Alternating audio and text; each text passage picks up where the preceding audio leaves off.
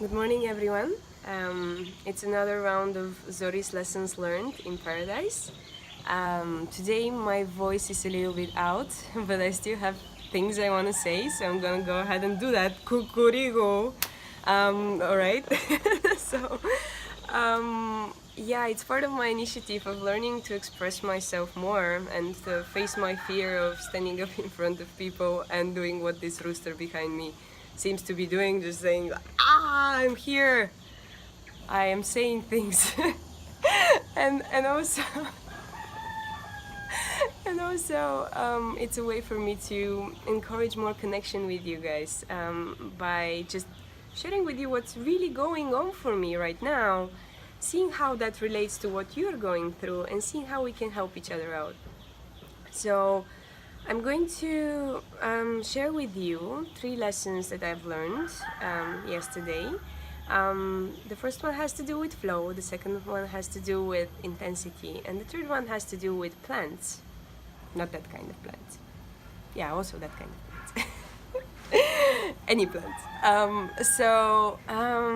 Yeah, starting off with the first one. Yesterday I attended an amazing workshop in the morning where like a bunch of beautiful people just got together and said, let's set a challenge for ourselves for the next 4 days to be positive, to focus our being and our attention on things like gratitude, love, compassion, joy, and see how that impacts us and the world around us.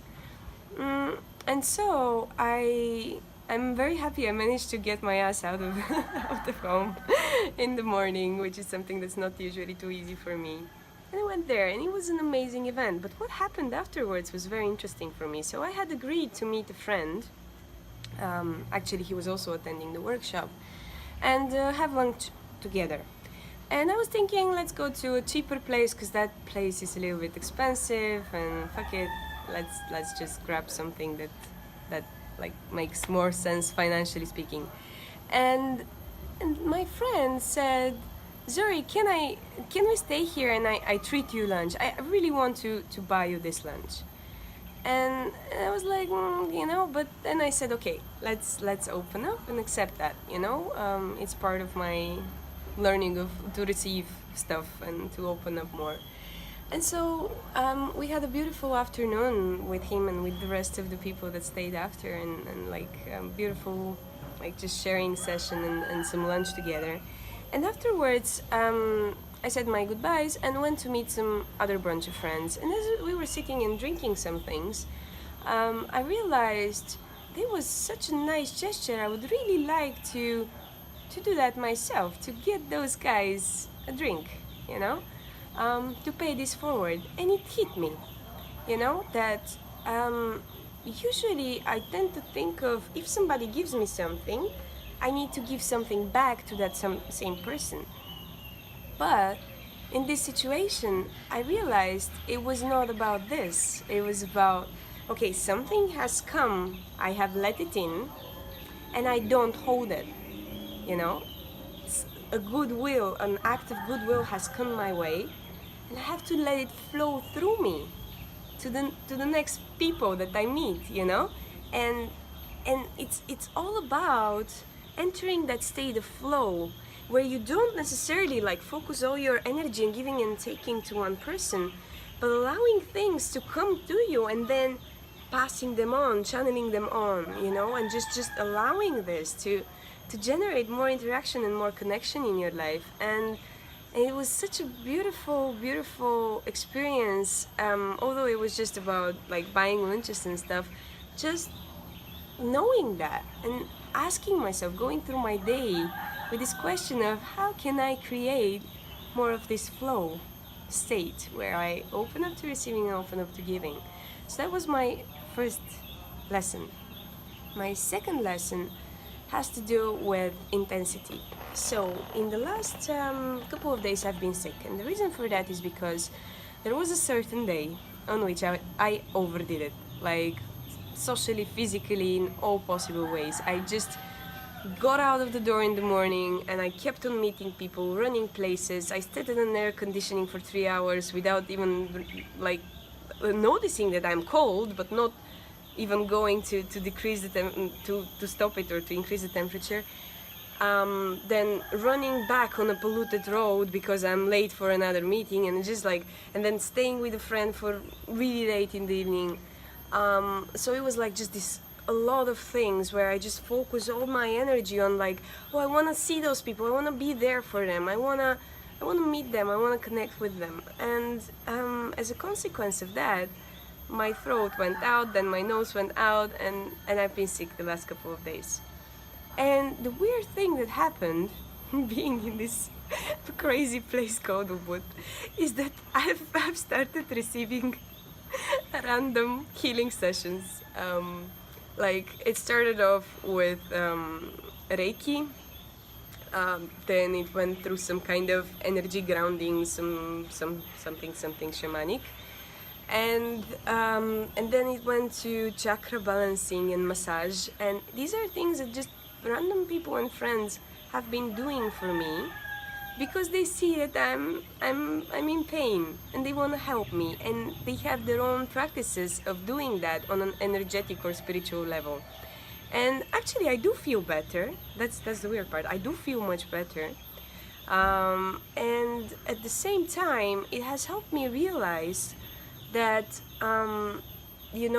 there is this choice that we make, the choice between balance and intensity. So I've sort of been aiming for this balanced state where, okay, I allow some interaction with others and everything, and then I also leave some space for myself where I can regenerate and chill, and like I try to pay attention also to what I need. So this is what I would call a balanced sort of view. The non-balanced or more intense point of view is like, oh, I really want to do these things, and just going and doing them, and then being ready though to face the consequences. Because sometimes when we really go all into something, it can have this side effect of like our body sort of saying, oh, you've overdone it. And what I've realized is that there is no right or wrong answer to the question of which one is better. In a way, I feel that, my presence and my ability to listen and to connect with people has been really helpful to all these people that I met that day, that I sort of like really overdid it from my own perspective. And in a way, however, that has made me weaker, it has made me sicker, and it has also created a weakness that allows other people to look at me and say, oh, this is a person that needs help, I'm going to go ahead and help them. If I'm in a balanced view kind of state, that sort of does not always allow this sort of connection and flow to go through you of giving and receiving, because you're handling all your needs by yourself, and you don't need anybody else to help you, whereas in this state you allow yourself to feel a little bit discomfort, a little bit of things not being right, and that actually opens up for others to help you. So I'm not saying it's better to overdo stuff. I'm just saying there is a choice, and each of us gets to choose what feels right for them in that moment.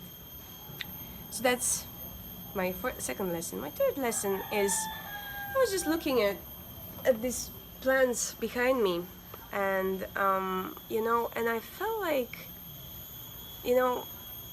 I have the right to be alive just as much as this plant does. Not more, not less. Just the same amount of right to be alive. Which has been an interesting thing to go through, because I feel like a lot of the time we feel like, oh, we have to do all these things to earn the right to be here, to be worthy of being here and being accepted in society or whatever. But we have the right to be alive, even if we do nothing.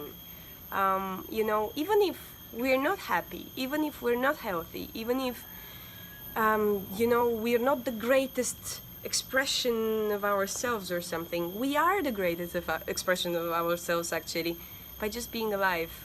Because life is the greatest expression that there can be. And yeah, and just allowing ourselves to feel that that's enough. There's nothing more that we have to do. Yeah, so this is what I learned from the plants behind me. And yeah, thank you guys for listening, and I'm looking forward to hearing what you think about all of those things, and have a beautiful, beautiful day. Thank you very much.